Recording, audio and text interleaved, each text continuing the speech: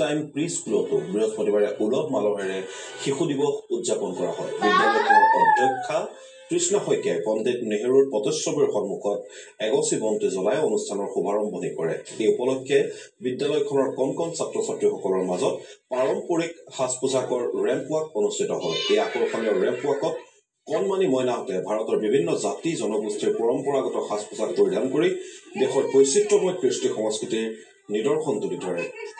অনুষ্ঠানত পণ্ডিত নেহৰুক সুঁৱৰি তেওঁৰ অৱদানৰ বিষয়ে ছাত্ৰ ছাত্ৰীসকলক আভাস দিয়া হয়।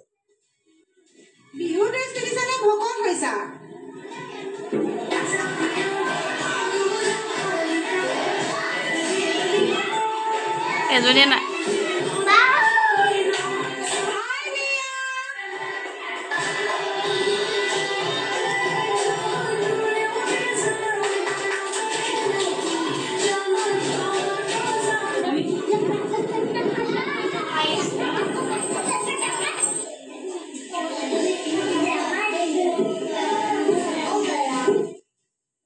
অসম ডাউনটাউন